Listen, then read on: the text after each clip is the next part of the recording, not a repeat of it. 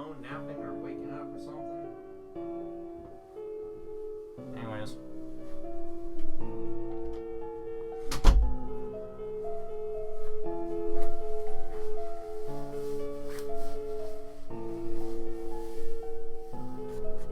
Alright. It's gonna be a pain to get back into position. Yeah! Ah. Ow! Fuck! Now imagine if Buffalo Seer actually sweared. Okay. Return. Hey! Excuse me? Who the fuck is unknown? Who's talking? I'm taken out of full sleep by some noise and stir slightly. However, it must have been nothing, so I try to settle back down. Hey! There it is again. Are you awake? If not, I'm gonna keep talking until you are. Please tell me it's just January. I open my eyes and sit up, looking around. Sunlight is peeking through the curtains, and I realize this morning the carriage seats proved to be less than a comfortable bed, but good enough. I notice January sit up as well from his position on the floor. His monocle is still off, and he blinks sleepily. I look around, bemused from the source of this intrusion. Hello? If you two are awake in there, tell me. Oh! Finally coming to my complete senses, I realize it's Kia's voice coming from the radio.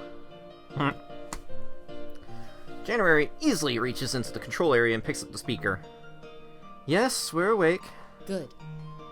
You can have breakfast if you want, but you have to stay inside the carriage. Honestly, why did you wake us if all you were going to do was tell us to stay here? I already let you two sleep long enough. Too much sleep is just as bad as not enough. You shouldn't complain. Is that all? We are awake now. If you have nothing more to add, I'm going to turn the volume of your side off. We have no need for lectures. Understand? Yeah, that's all. Leave the sound on. I might need to talk to you later. Fine. January sets the speaker down and mimics Piper by immediately ignoring Kia's order and turning the radio off. He moves in an uncharacteristically slow way back to the original place on the floor and looks at me with droopy eyes. Feel free to get some more sleep, Sackmore. I can't imagine you slept well in such a position. Kia likely won't let me speak with Piper, and I am tired. I think I will lie back down. Wake me if Piper comes by. Of course. I lay back down as best I can on the carriage seats. I rise, not feeling any more rested, and see January sitting on the floor, his monocle back in place. How long has it been? January smiles slightly. Only a few minutes. With a heavy sigh, I sit up fully. It's no use. It's too hard to go back to sleep now. Well, we could talk for a bit if you'd like something to do. I shrug in response. January's not the best conversation partner one can have. I wonder what they will decide to do now.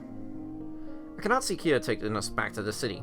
They lack the nerve to disagree with all of us. Besides, Piper is amazing and persuasive. She'll certainly be able to talk Kia out of this ridiculous idea of going back. I thought as much myself.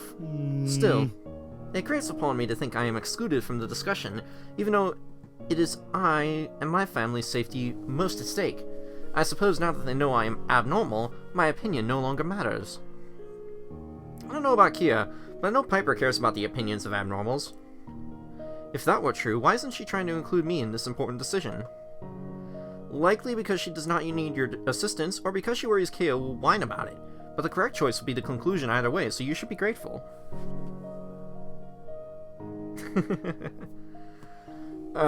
She finally responded, because, like, I told her about how I was playing this game.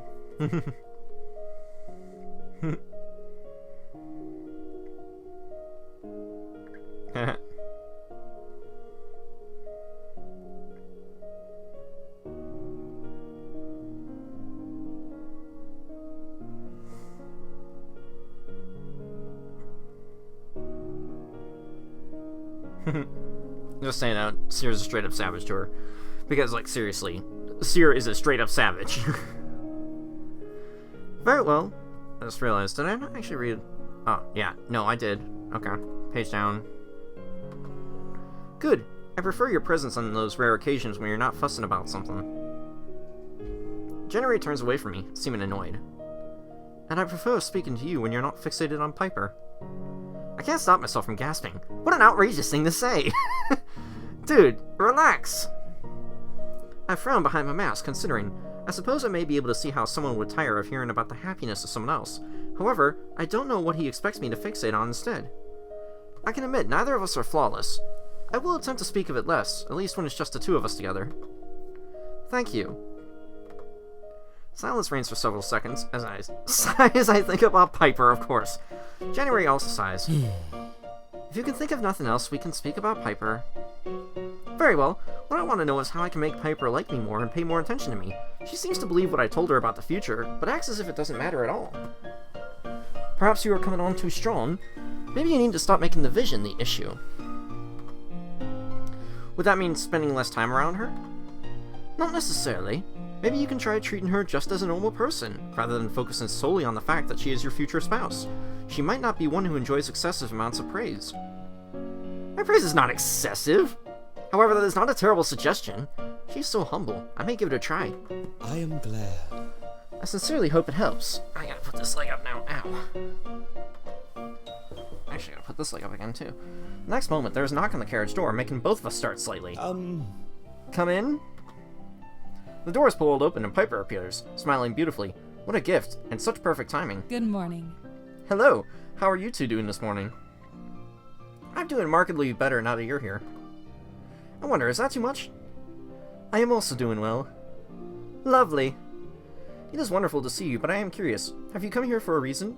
Have you already convinced Kia to continue on to January's safe house? I appreciate the vouch of confidence. However, I haven't had the chance to talk to Kia about it. Then have you come to visit me? Not exactly.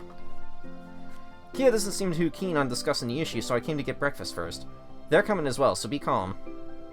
Just as Piper said, Kia appears before us, looking sour. Good morning, Kia. Greetings. Neither of our heroes are very enthusiastic, but Kia doesn't seem to notice. They give us both a half wave without even looking our way. So then.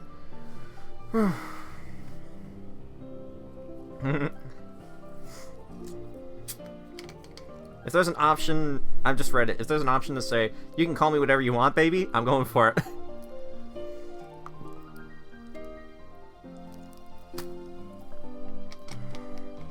Since we're all here, there's something I wanted to ask you, Zach Moore. Now that the secret is out, do you want us to keep calling you Zach Moore or go back to calling you Seer? I hadn't thought of that. Thinking on it now, I'd have to say I'd rather be called...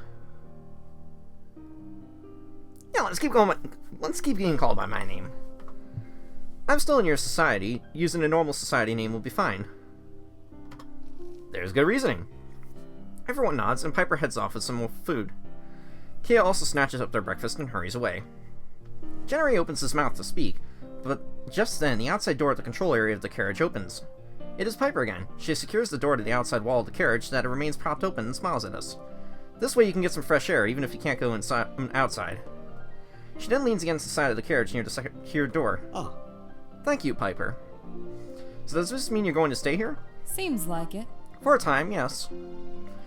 And she nonchalantly takes a bite out of the apple she was having for breakfast. Well, at least she's not being an asshole.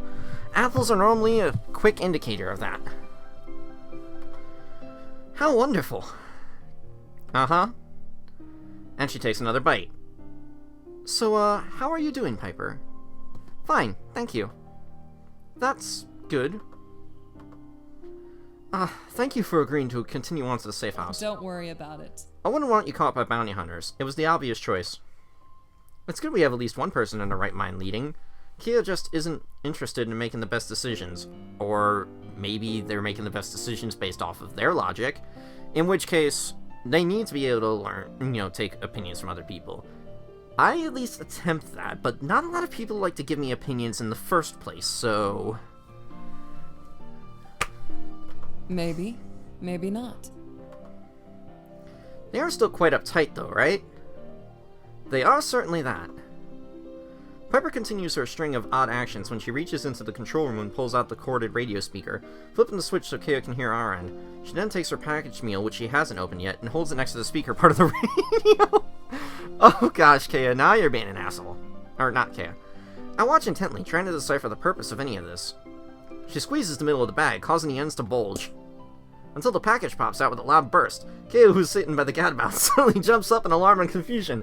They look around, finally fixing on Piper. Even from here, I can see their eyes narrow. I can't help it and start laughing. January joins me, and Piper slightly waves at Kia with her silky smile. Kia hardly looks impressed, leaning down to pick up their own food package, which they dropped upon being startled. Piper puts the radio back into the carriage and undoes the door hold. Goodbye. Breakfast is over. I'm going to talk to Kia. January says nothing, but both Piper and I notice the immediate change in his face. Don't worry, Duke. I'll make sure you get to your safe house. She gives us a winsome look before closing the door and walking away. January slips back into his seat, shaking his head. She is simply amazing. January just laughs softly once more. So, well, do you think it would take long? Not at all. We move closer to the window on my side. Out there, we see Piper has made it to Kia's side near the gadabout. Everything is fine when suddenly Kia makes another upset expression. They fix a glare on the carriage. What's got them so worked up now? I don't know. Kia seems to think we did something. They turn from us and say something to Piper. Both of them look with interest at the gadabout. Perhaps we should inquire about the situation. You know what? It would probably annoy Kia, but like the way that Seer has been acting towards Kia, I think it makes sense. Ow! Actually, I wasn't really hurt there. I don't know why I went and said ow. Whatever. Then let us proceed. Oh, so we're actually just gonna go out. We quickly make our way to the others, and I hear some kind of static coming from the gadabout. Is something wrong with that? Kia shifts me, not looking away from the cracking vehicle. Then Piper speaks in a whisper. Our radio has picked up someone else's signal. Shh! And our channel is two-way. We can hear them, they can hear us. Oh my, what should we do? Kia flips the radio off entirely. Nothing. We have no time for this now. It's probably no one worth talking to anyway. Exactly. Yes, you two should head back to the carriage. I hang my head, sad I can't remain with Piper for longer. You know what, though? It's good that we at least went out there to ask. It's been about 20 minutes now since we returned to the carriage, and still no resolution. Do you suppose they're close to finishing? I imagine so. January stretches out a little and glances outside in the process. He abruptly stops mid-arm extension, gasping. What? Did you see something? I take a peek before he has a chance to respond and pinpoint the cause of his reaction right away. Outside, standing close to Piper and Kia, is the third person. Is that a bounty hunter?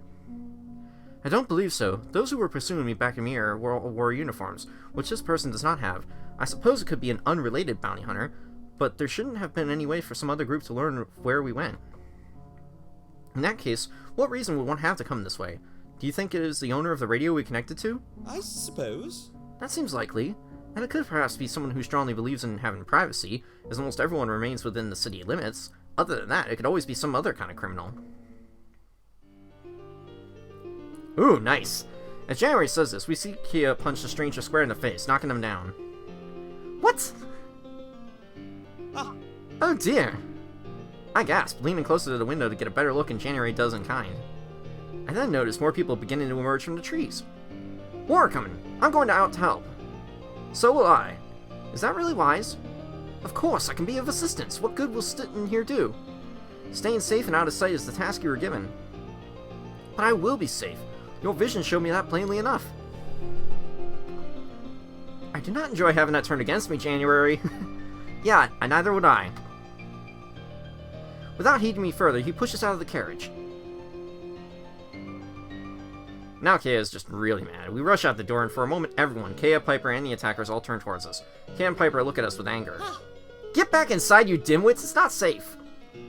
You are outnumbered. We came to help. We'll be fine. Just go. I'm sure you will be, but I would still like to help. You being inside would be the biggest help I could ask for. As those two shout, I notice one of the bandits approaching January from behind. I look around quickly and spot a relatively large rock nearby. Seizing it, I rush forward and bash the bandit on the back of the head, knocking him to the ground. If you continue this, there is a definite chance you will be arrested.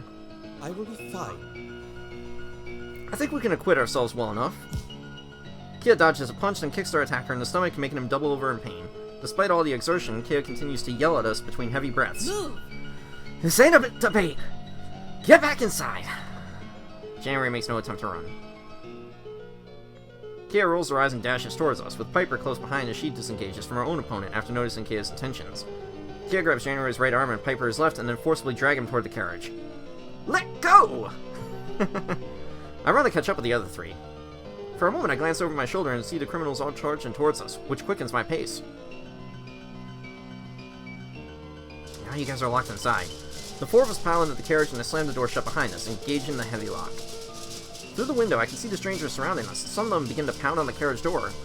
January becomes a bit more aggressive and tugs free of Kier and Piper, scowling at them. Is this really an improvement? Yes. Piper shrugs, panting slightly. Trust me. For now. There's little chance they'll be able to break into the carriage. All you have to do is wait until those thieves get tired and give up. Yes, I am sorry I wasn't able to convince January to remain here in the first place. Piper, seemingly done with the conversation, climbs past us, entering the control room. Are you going to try running them over? Piper gives a laugh with very little humor in it. Who knows? For now, I'm going to try to radio. Piper moves the curtains so that the bandits see what she is doing. She clicks the button and begins mouthing into the speaker as if having a conversation. She then puts the radio down and smiles smugly. Hopefully they'll think I called for backup and get scared. Aha! Very clever. Just then, the carriage gives a hideous lurch as the bandits push against it. They're tipping us! Start the carriage! Piper works frantically with the controls, and the carriage engine roars to life. Before she can get to it to move at all, the whole vehicle tips to one side and we all tumble sideways as it comes crashing down. For a moment, I can't see anything. Someone is right on top of me, and I feel myself being crushed into the wall of the carriage beneath me. Is everyone alright? Piper and January both call out, confirming their well-being. I am not. I'm being uncomfortably squished and my eye holes are covered. Pardon me? Hold on, let me try and move. Stop, you're making it worse! At least the carriage still seems intact, which means those bandits will probably still leave soon. We just have to sit tight until then. As you say. It takes a little while, but eventually the bandits cease their attempts to break into the carriage, and a short time after it becomes silent. No one attempts to leave until it's been quiet several minutes, and Piper, who is nearest the top, pushes their way through the door. Or her way through the door, whatever. She reports that the coast is clear, and so we all pile out. It is immensely relieving not to get squished by anymore. I kind of said the wrong words with her. After we're all back on the ground outside, Kia steps up to the carriage and leans forward, smacking their head against the side. They sit there, forehead pressed to the vehicle, and sigh heavily. Is everyone alright? Piper dusts herself off before answering. I'm fine. I'm glad to hear that, Piper. I'm also fine. Oh, and you have something stuck in the back of the dress. I'll get it for you. That's alright, I can get it myself. Thank you for pointing it out. Happy to help. Kia says nothing, remaining where they are with her head against the carriage. Now what are we gonna do? With a grumble on another side, Kia finally pulls away from the carriage. Alright. We need to get the carriage back upright and see if it still works. With some rope, I should be able to do it using the gadabout. We're lucky they didn't have enough sense to try taking that before they left, though with how competent they seem to be, they probably wouldn't have been able to force it to start even if they had tried. I can't help laughing at how Piper rightly mocks those pathetic thieves from before. Such simpletons. Aren't you a simpleton as well? You've been stuck in a culture that doesn't have these kinds of vehicles, as far as I'm aware. Either that, or you just have no experience with them if they did have any at all.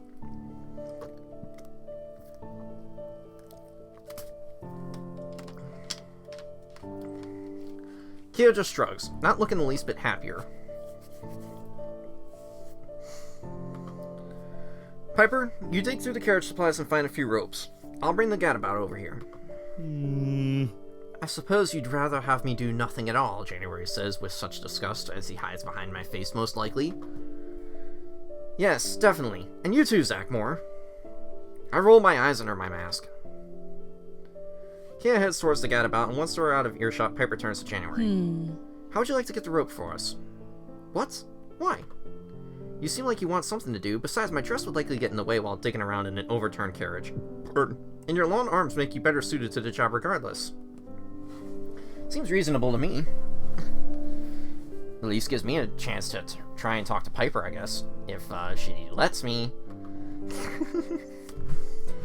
After a moment's consideration, January nods and climbs back up into the carriage. Piper gives a satisfied smile.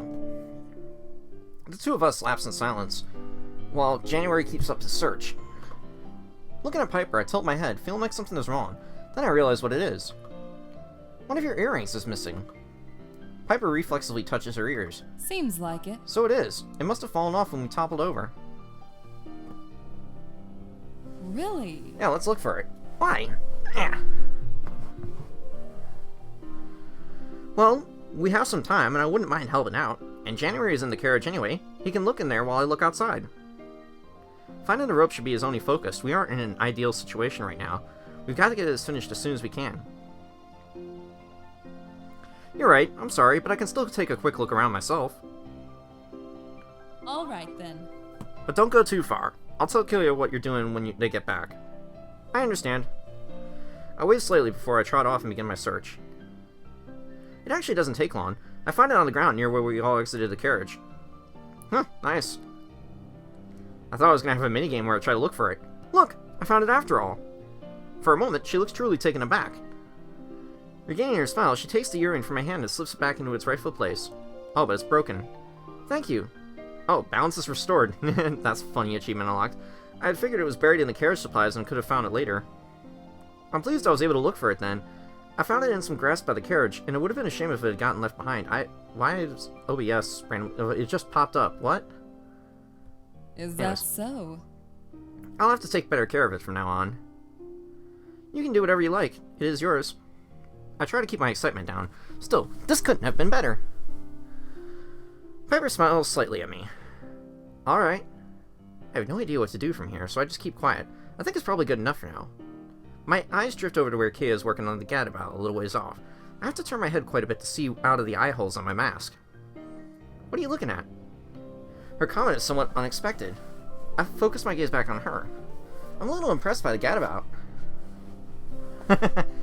Piper's eyebrows arches. What do you think?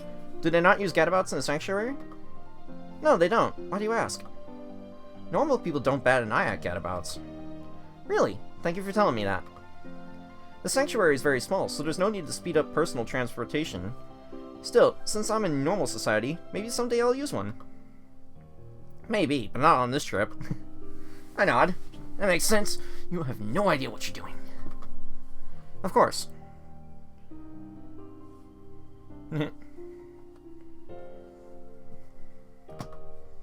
Just then, the gadabout rumbles up beside us, and Kea turns it off and hops out. Where's January? Did you get the rope? As if in response, January emerges through the door currently at the top of the carriage, rope in hand. Kea looks equally surprised and irritated. I told you to look for that. Piper doesn't bother with a response and simply flicks her hands to the side. You know. I know this wasn't a big task, but it's still important that you abruptly, Kea cuts off. This isn't the time for that. January, give me the rope. January climbs down and hands the rope over. Kea accepts it without looking at him. So then. Is the gadabout ready then? Almost. I need to get a wrench from the carriage before I can finish. Should I get it for you? I'll take care of it. No, I'll just do it myself. What, thinking Piper won't do it? Piper hasn't done anything she was offering. Kea makes her exit before anyone can say anything else, climbing into the carriage. I'm hoping I'm not abusing the pillows inside.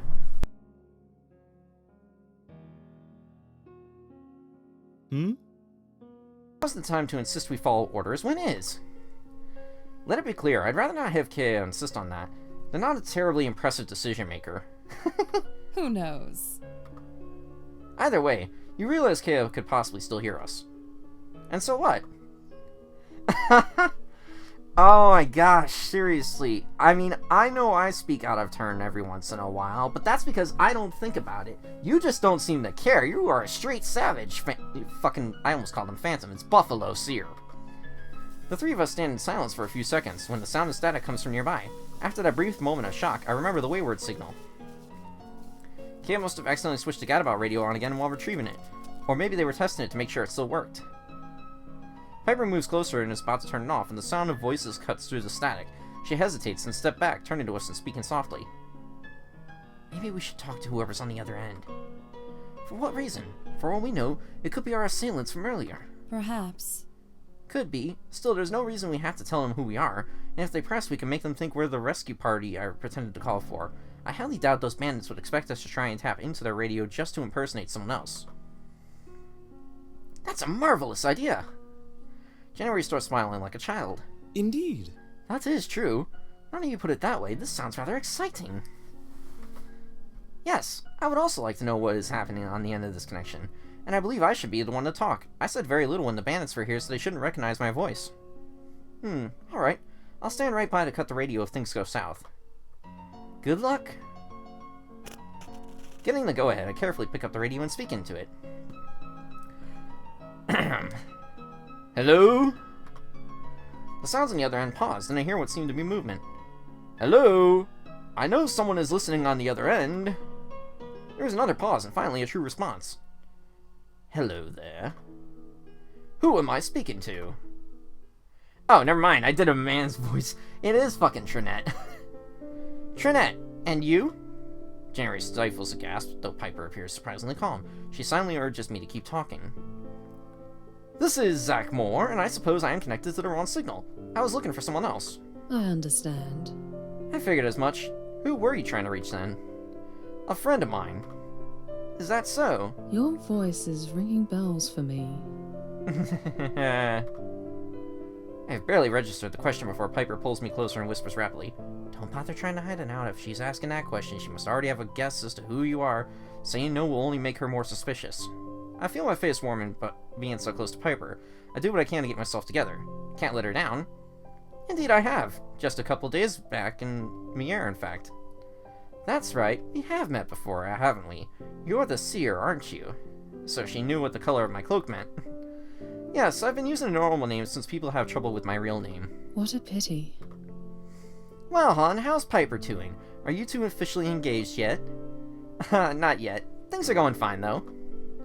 That's good. Piper deserves a nice person to settle down with. Something about her tone makes me edgy. Could she and Piper exchange comments like this before, or was that meant as an insult? I look at Piper and she merely rolls her eyes. And you know, I'm impressed they haven't sent you back to the sanctuary yet. You must be good at avoiding people. Not exactly. I was caught and brought to the police station. I'm now living under some surveillance. I'm not allowed to say where or even give hints because people aren't supposed to know this is a police hideout. Interesting. Piper and January both smile at my improvisation.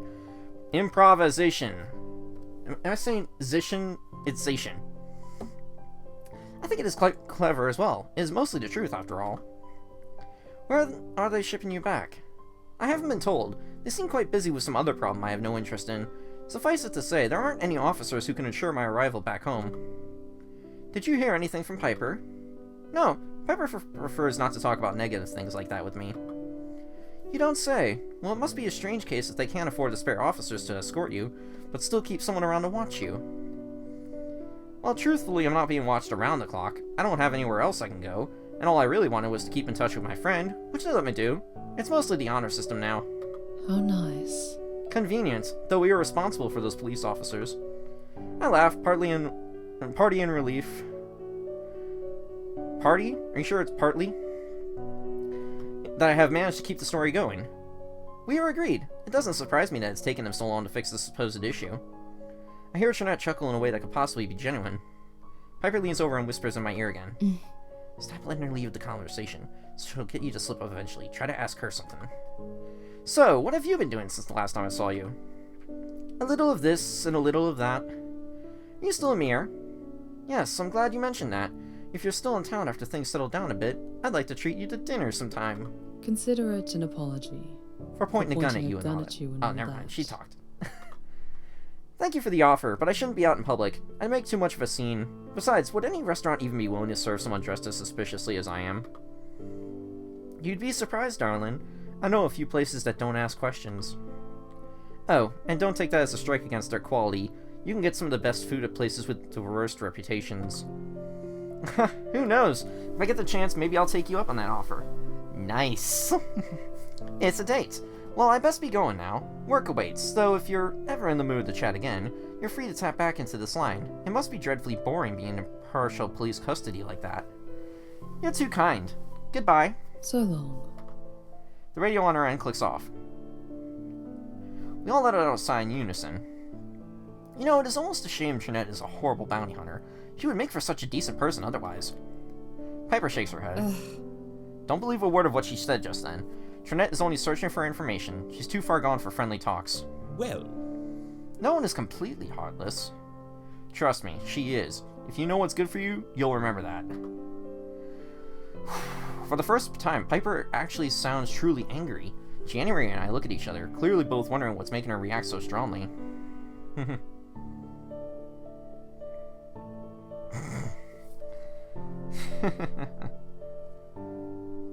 Alright, I just got a message as well. Her.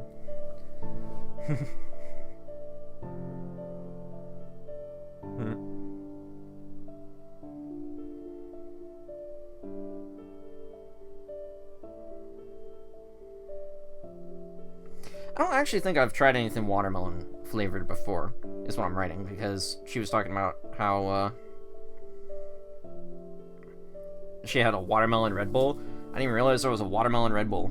Okay, guys, I know you're being, impatient. I can see you guys blinking. For the first time, Piper... Oh, right, that's right, I read that. Neither of us has a chance to ask as Kea returns, wrench in hand. Just letting you know, I did see what happened there. I didn't want to interrupt in case I trip you up, but you should never have started that conversation in the first place. Kea cuts off any possibility of rebutting with a raised hand. I'm busy. You three clear out for now. I've got things to fix and ropes to tie, and no one better touch the radios from now on. No, that makes sense. Alright. Especially since we know it's still Trinette, so... we really shouldn't. With nothing else to say, we all move quietly away. In only a few moments, Kea comes back yet again. You done? Not giving any response, Kea strides past us over to the carriage and begins tying the rope to it as well. In only a moment more than they have the other end secured. All of us can't help but look somewhat impressed, even Piper. Kea's eyes brighten upon seeing our admiring expressions, but the light fades quickly. Move out of the way, I'm going to pull the carriage. We all shuffle away yet again as Kea climbs back into the gadabout. It growls back to life and Kea turns its begins to walk backwards, yanking the rope taut. Sorry. The freaking mouse was annoying. The strain is evident from its slow movements, but gradually the carriage begins to lift. Piper watches intently for any hint that something might go awry. I wish Piper could have checked Kea's work more thoroughly before they started. I bet she's very worried about it. Kea had better not mess this up. After a little while, the carriage clenches back into position, and the gadabout gives an angry hiss with the release of the strain. After removing the end tied to the gadabout, Kea joins the three of us. Alright, now we need to carefully inspect the carriage for any serious damage. I'll check the engine. Pepper, you look in the... Piper. Not Pepper. Fuck, why did I say Pepper? You look in the control room. Kea pauses briefly and flicks a glance at January and I. They turn away before continuing. So... You two can check the exterior. That's a fair enough suggestion. Certainly. I don't mind either. At least having them do work is good. Alright? We just want to feel included. Just because we're abnormal doesn't mean we're not human.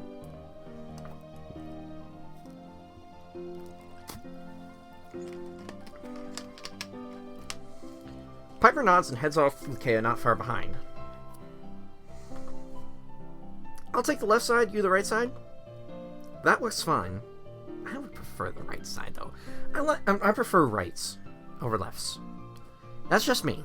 I like to start off with my right foot.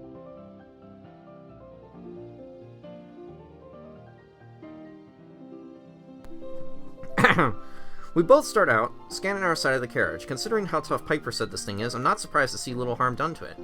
That is until I reach the back end and find something that definitely appears to be a sign of damage.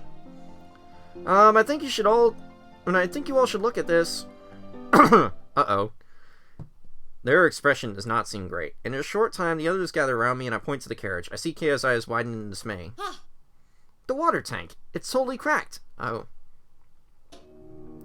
Kea hugs the side of the carriage again, even closer than last time. I think Kea is whimpering softly. Without it, the carriage can't move on its own power. We're stuck. Surely there must be some way to fix it. None. If it was smaller, we could have used the wound sealer from the first aid kit, but the gap is too wide and bent for that. And look, the crack goes to the very bottom. It wouldn't hold an ounce of water as is. She knocks her hand against the tank while speaking, emitting deep, hollow thumps. The empty sound is an unfortunate match in the mood we've come under. Everyone but Piper, that is. It is incredible how she can keep it together so thoroughly. Although, even if it can't move on its own, there may still be a way to get it to go. How? This model of carriage can also be pulled by an animal, and it's not uncommon for unwanted horses, among other things, to be abandoned out here. It's such a normal practice. Entire herds of horses have come to exist around these parts.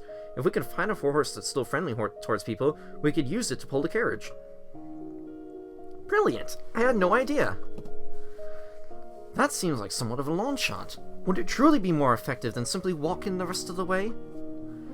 Who does he think he is questioning Piper like that? She knows far more than he does. How do you actually know that she knows, though? Let me try and cross my legs a little bit. Regardless. In the best of circumstances, we'll be looking at 2 days by foot, and that's if everyone is able to keep a consistent pace. Sorry, pardon. Plus, we'd have to carry supplies for the 2 days by hand, which makes it even more likely we wouldn't be able to make significant progress each day. And, to top it off, we have another run-in like we did today, we'll have nowhere to hide. Finally becoming a part of the conversation, Kea speaks seriously. Though it is difficult to take them seriously with them still being intimate with the side of the carriage. We'll look for a horse. We're too far from either point to realistically walk, and the gadabout won't be able to pull the carriage far. Tilting it up was straining it already. I'm glad it's decided. I believe we'll have enough time to get it done today, but we had better get going. Kea nods slowly, and I can see the gears working behind their eyes. Suddenly, they perk up. Hold on a second. They dash into the carriage without another word. No one is sure what to do, so we simply wait as Kea rustles around inside. Kea returns from their trip to the carriage empty-handed. What was that for? They don't speak and instead pat their side.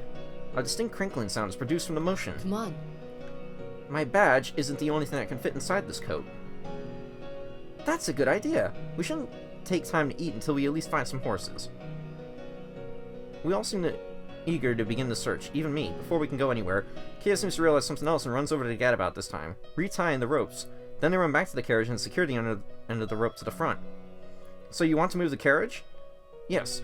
Those bandits might come back to see if they really came, to see if help really came, or to check if we left anything behind in the rush. I won't be able to pull it far, but as long as they think we're gone, it should be fine. I agree that should be done. However, which way will we go? Forwards or backwards? Our chances of finding horses are better further on, away from the city. Kea uses their palms to push their cheeks up and down in frustration. We're going sideways. We should keep moving toward our destination. Going sideways isn't progress. Arguing right now is a waste of time. It's not like I'm going far. Oh, awesome. And with that, Kea hops into the gadabout and fires it up. You three follow behind, but not too close. Piper shakes her head and January gives a heavy sigh. I sigh too. Why does Kea always have to make things difficult? That's funny.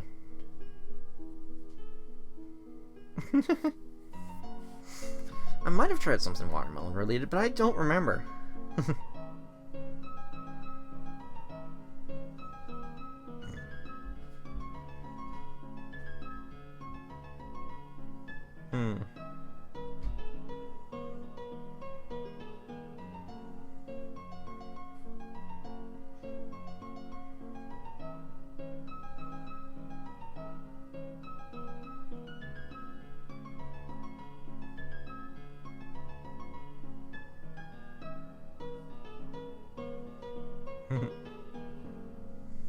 Pressed M on accident. After some time, we find a thickly wooded area with much better cover than before. Kea seems to agree this is good because they turn off the gadabout and get out. There, it's taken care of. Good enough.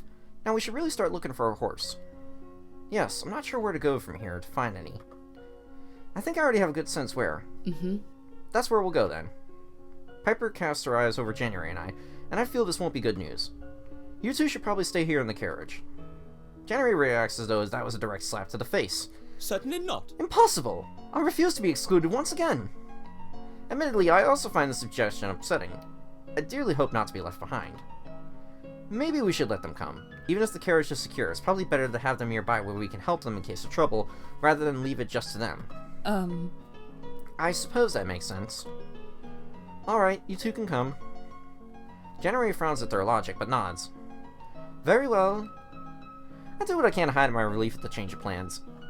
If you are sure it's for the best, I have no complaints. It's settled then. Piper, lead the way. Alright. Without further comment, Piper walks off and Kea follows shortly. I hurry along as well, glad to see Piper truly in the lead, as it should be. January silently follows behind the rest of us. Oh, that's cool, the background's moving, I just noticed. After trudging along for a while, we finally make it to a wide open field, likely littered lightly littered with large stone structures. I have to admit, it makes for quite a scene. The dilapidated structures lean haphazardly, and a lone flag flutters in a gentle breeze, as if waving farewell to what these old stones had once been. Look there! I follow Kaya's pointing finger and see a group of horses in the distance. Huh.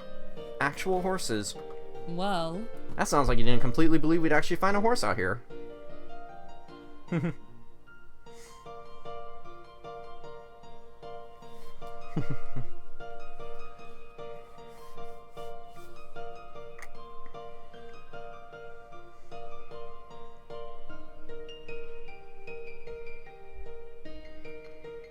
I just love it that my friend just went and talked about, like, all the watermelon drinks I can immediately think of.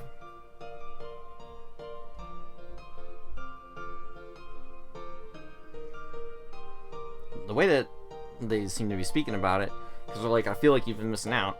I don't know, maybe they're thinking it's the nectar of the gods?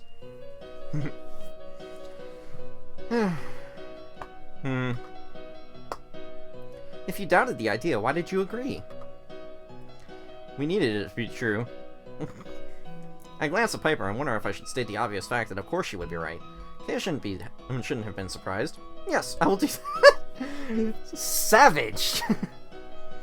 Of course there were horses. It was so good of you to suggest this, Piper. thanks. Now, we need to decide how to catch one of those horses. So then, Why don't we take a short break first? What? Why? The sun is going down. Yes, but we've been walking for a little while now, and it's going to take some running around to pin one down. We can regain our strength and also let the horses get used to our presence. It might make them easier to approach.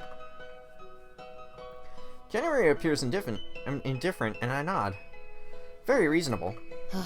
Alright, we can rest, but remember, we need to hurry. Of course. Piper walks away, stretching her arms as she does. I immediately start to follow, then I hear Kaya ask me to wait. What now, buddy? Yeah, what do you want?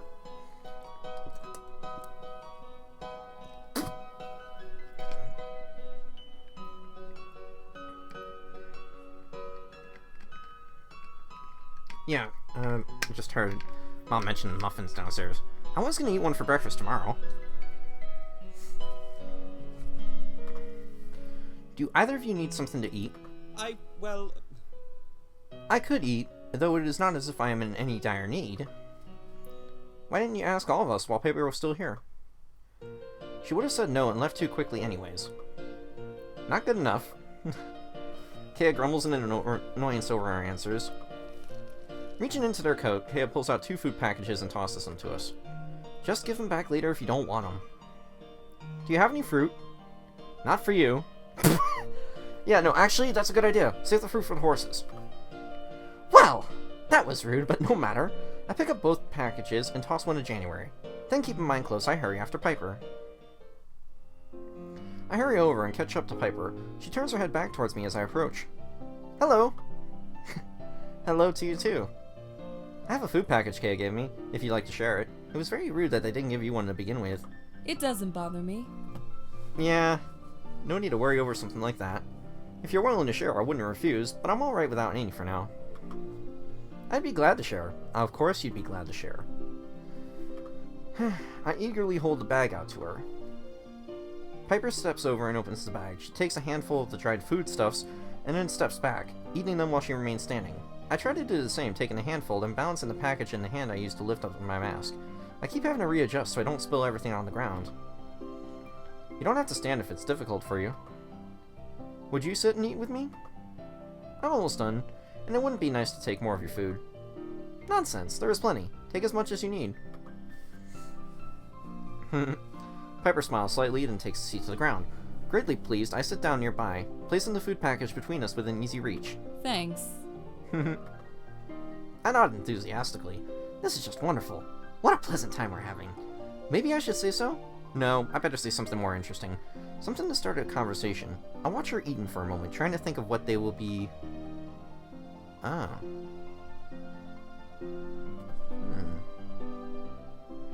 This sounds like a conversation starter that would make sense to her, but this also sounds interesting.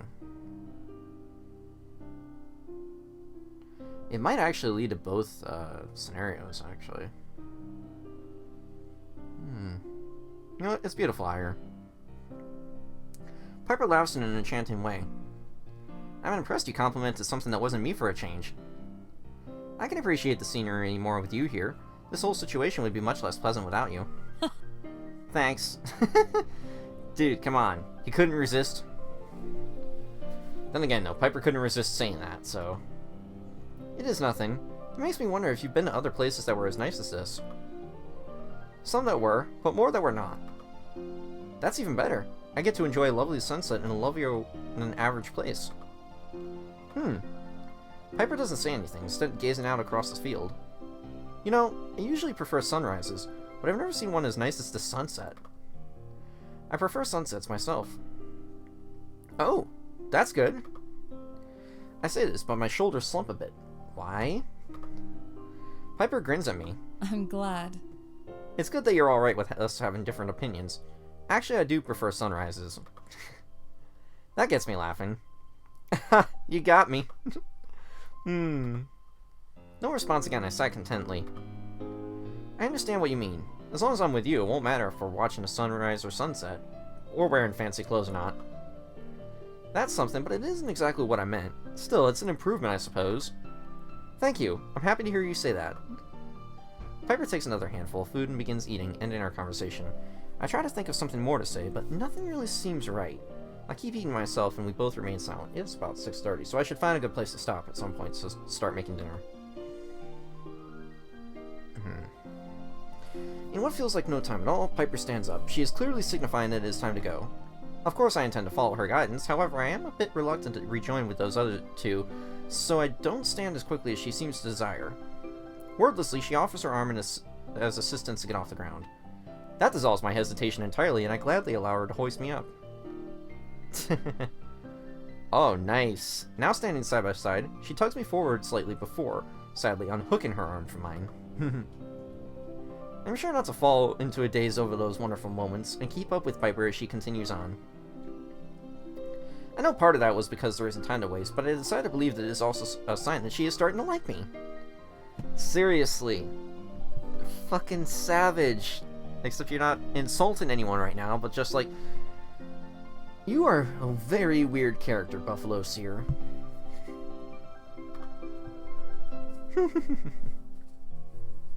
And then the break is over, and we have grouped up again with Kea at our head, hands on our hips. It doesn't look like it. Alright. With that done, we've got to find the friendliest horse that we can and guide it back to our carriage. We should also separate. Being approached by a group is more intimidating. Yes, that makes sense. It's settled then. Each of you look for a different horse and try to approach it carefully. If it doesn't run, then call for the rest of us. How loud should we yell? I don't want to scare the horses away with that noise.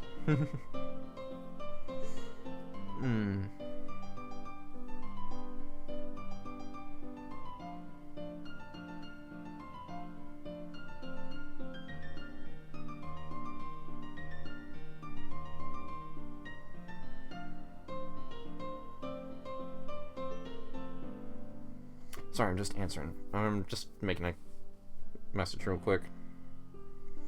By the way, my favorite juice is probably orange juice with no pulp.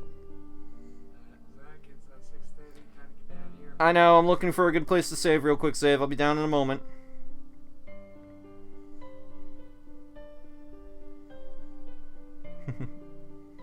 I did ask save to remind me just in case. So... Yell loud enough so we can all hear. If the horses get spooked by shouting, it's no use to us anyways. I mentally kicked myself for doubting Piper's judgment. I'm sure she had thought of that when we suggested we yell to each other. It was a valid concern, you know. I'm not so sure about that. It's time we get going. The day is wasting. With that, we all set off on our separate ways. Easy now. That's a good horse. Good horse. The animal gives me one look and dashes away across the field. My shoulders sag slightly. I was so close. Scratching the back of my head, I wonder if horses are also put off by my mask.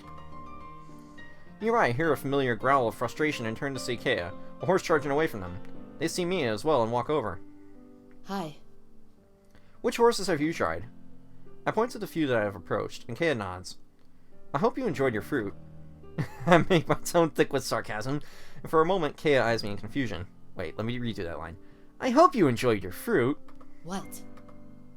Ah, are you seriously upset about that? I snort loudly without deigning to laugh to respond.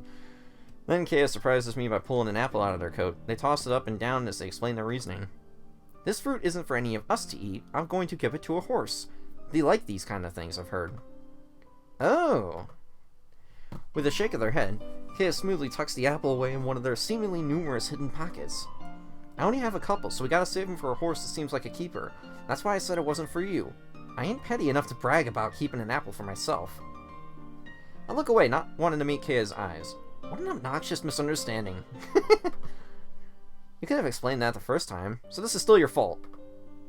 I don't really care if you misunderstand my motives, as long as you listen. Seems counterproductive to me, but no point worrying about it now. I see Kea start to sweep the field with her eyes, but for some faraway location rather than another horse. What has happened in my life? Just 2 days ago, I was pretending to be homeless to infiltrate a gang, and now I'm stranded in the middle of the ruins with a group of strangers. Oh yes, what about that undercover situation? Here wasn't that big. Couldn't someone recognize you? I don't really know what other people look like, but you are the epitome of average or something. But are you the epitome of average or something? Whoops. No to both of those. I'm not from here. I was transferred here specifically for this job. They laugh softly. What a weird place it must be, not knowing what most people look like. You almost never laugh. Why does that make you laugh? It's just funny. You don't even realize my look is far from average. What? Even without seeing their mouth, I can tell from their eyes that they're actually smiling. Nobody's supposed to have gray skin. It's a pigment disorder. Really? I do feel a little strange not having known that. So your look is very rare then? Well, not exactly. I'm not the only one in the city with it or anything. It's just not what most people would call normal. Interesting. I am glad to learn a little more about physical appearances. Thinking back on the situation at hand, a question comes to mind. So have you ever ridden a horse, Kea? Huh? I was surprised you would ask me anything. Anyways, no, I haven't. In that case, Piper is going to have to be one to ride it when we catch one. Neither you nor I have any experience, and I cannot imagine her allowing January to ride even if he does. Those animals better not give her a hard time. Of course. I can still do it. Even without experience, I'll manage. That's fine, but odds are Piper does have riding experience. You're probably right. Kea looks away and we fall into silence. It's not long before I decide to break it. We should keep looking for horses. Right. We each go our own way, continuing the search. After a little more time spent in fruitless searching... Good one!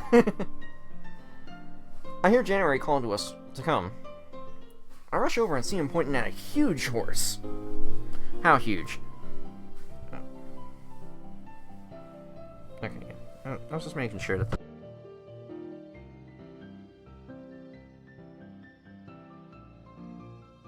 It's even taller than January, and I've never seen any creature taller than him before.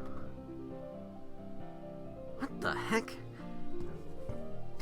In only a moment, we are joined by Kea and Piper. Splendid. Look! This one doesn't seem to mind my presence, nor did it run when I called you. That is a massive animal. I like it. You're not wrong. You're not kidding. It's got to be at least 19 hands. And that means... Hands is a measure of height for horses. It means it's probably about 6 feet tall at the shoulder. Yeah. Maybe too big. How long was the harness again? How large was the harness? Large enough. And this is good. The horse will have a heavy load, so the bigger the better.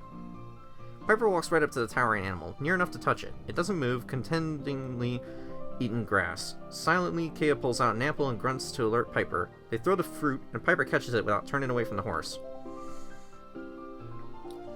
She puts the apple closer to the horse's head, and the animal looks up from the grass to examine this new treat. It sniffs it, then takes the whole thing in its mouth, and begins munching away on it. I am so impressed by how smoothly Piper handled that, but I refrain from saying it aloud. This isn't the time. Piper smiles as she watches it eat. It's a little older, but it still seems strong and like a good workhorse. Very good. A happy conclusion indeed. It does seem a fine animal. Actually. That horse is a male. How do you know? Yes, can you be sure? Mm-hmm. Kaya's right, he's definitely a boy. All fine then. That's good to know. Kaya mutters something none of us can hear, though I'm sure we can all guess they're unsatisfied with the fact that we didn't believe them until Piper corroborated it. Now all we need to do is get him accustomed to a rider. She extends her hands high to get them over the horse's back and touches him there, making the animal flinch back slightly. She tries again, fully laying her hands on his back, and this time it doesn't move. I begin to feel a little nervous and realize I started tugging on my sleeve. She then applies some pressure, trying to push herself up, when suddenly the horse decides this is too much. He lifts up on his back legs for a second and charges off. Uh-oh. Piper stumbles back from the abrupt motion, but Kaya's right there to catch her fall. She looks gratefully back at Kaya. It is such a relief that she's safe. You wouldn't happen to have any more apples. One more. Piper repositions her feet, so she can straighten herself out. Standing properly again, she wipes her palms together and addresses us. Good. We'll have to use it as a distraction the next time I try that. Okay. I can cut it into pieces with my knife, make it last longer. Sounds good. Hold on to it for now, though. We'll cut it up once we actually catch him again. Piper spots the horse a little ways off, then looks back towards us. Okay. January and Zach Moore, you two get in front of the horse to make sure it doesn't rejoin the rest of the herd. If it does, and the other horses spook at our approach, the friendly one might run too. I can do that. I will. We won't disappoint you. Kaya, you go to its side and start cutting up that apple while January and Zach Moore nudge it back this way. Once he's far enough that the other horses won't be bothered, start giving him the apple pieces. January and Zach Moore, you should also pet it where it can see you so that it's used to the feeling before I try and jump on it again. I'm going to hop on quickly this time since he's probably going to start running away either way. We all nod, accepting our roles in the plan, though the other two are looking somewhat concerned over Piper's decision. Be careful. Yeah, good idea. Be careful. Yes, please, I do not want to see anyone get hurt. Piper gives us her smooth smile. Don't worry. I'll be fine. This won't be my first rodeo. With that, we move quickly but cautiously, get into the places Piper assigned us. January and I successfully encourage the horse away from the others, and I'm hesitant at first to touch such a huge animal, which looks even bigger up close. But as before, the horse seems to accept this much. Kaya then moves up and starts feeding the horse apple slices. He seems to care for those far more than being petted. And last, Piper joins us after watching us work from the sidelines. Patting the horse's side, it doesn't move. Kaya's down to just about 2 slices left, and I see Piper take a deep breath. With one swift motion, she hoists herself up on the horse's back. As soon as she does so, it is a repeat of the last encounter. The horse rears and bolts, forcing Piper to lie flat on her stomach across the animal's back, her legs still dangling. I insistively gasp and take a step forward. Ooh, nice. Despite the horse's haste, Piper keeps on, and with great agility works one leg up, then pulls herself into a normal riding position. We all cheered, January even applauds, and I've never seen Kaya look so pleased. It is a relief to all of us to have something on this trip to go right again. By gripping the horse's mane, Piper is able to guide it back towards us. He doesn't slow down, so she yells at us as they pass. I'm going to try to break him in. Just sit tight and wait for me. As soon as she came, she was gone again, leading the horse around the field's ruins. I can't help admiring how gallant Piper looks riding that huge horse. Dumb thought in my head. Gotta get that out of there. I take a moment to shake the last bit of nerves off before turning away from Piper and toward the others. Kaya's still looking happy. Good work, everyone.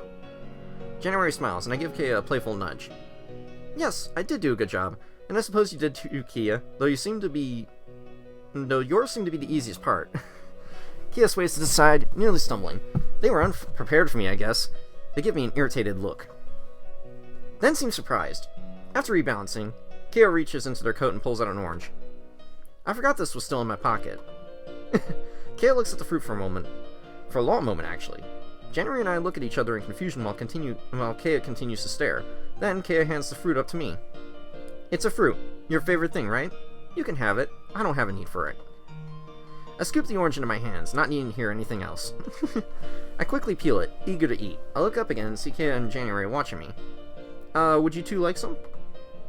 Kaya just shrugs. That's quite alright, Zach Moore. It's fine. You both may have some. I move the fruit towards them to insist they partake, and each of them peels away a piece. We eat together like this, each taking a slice at a time until there's none left. Oh dear, we should have saved some for Piper. Don't worry. Nah, just don't say anything about it. We'll be back at the carriage soon and she can get her own. I tossed the peel into the grass and out of sight, though not without some regret. Yeah, you just thought of that. Piper likely would have just thought us strange for holding on to a few pieces for an orange, of an orange until she returned. I suppose. Yeah. Still, I resolved to share some of my fruit with her later over dinner. I brush off my gloves, trying to get the remaining peel residue off. That was a good orange. Indeed. Kea just shrugs. It's sort of a shame that it was merely a plain orange, though. Oh? I thought you really liked fruit. I do, it's just I had hoped to see more of how food was prepared in normal society. There's still time. I suppose. How'd you know normal and abnormal food is even different? I don't know for certain. I assume that they must be. There isn't anything that's the same as far as I've seen.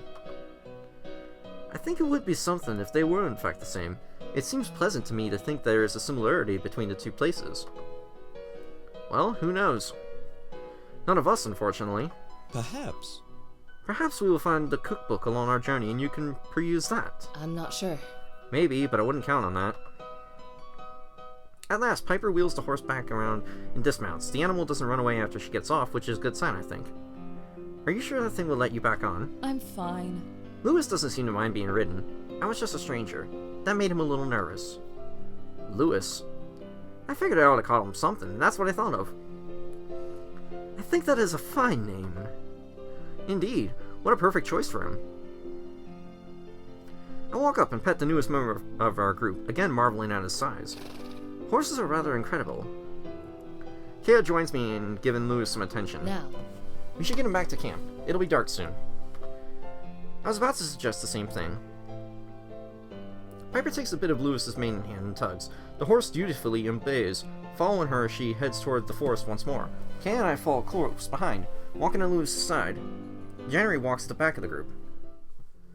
Alright, now this actually looks like a good place to save. Because I do have to end it for the night. And, make dinner. So yeah, so far, I'm really enjoying this game. I will likely... Hold up, no. Just go menu. Because, like, I don't like the way that's worded. Alright. But yeah, so far, really enjoying the game. I think my character there is a straight-up savage with half the things he says about, like, Kea and January. And I'm actually kind of interested what the other two routes would look like. Either way, though, I also don't know if there will be any kind of flexibility in choices that I would actually kind of like to see. I don't know if it's just like you automatically see the future and you're like, okay, I'm going for that future, and you're not allowed to change anything or not, but like, either way though, I do like the characters. They're really great. And hopefully we'll see even more interesting stuff next time. So I will likely record more tomorrow, and maybe I'll do a change of scenery, sit down like in the kitchen or something, so that way I can actually like sit. I don't know yet. We'll see. But if you guys have enjoyed, be sure to do the usual accolades. Like, comment, share, subscribe if you're new. Follow me on Twitch if you haven't already. And if you didn't like this, like, it's not going to make that much of a difference to me. So thank you all so much for watching. I'll see you next time. Peace out, Spartans.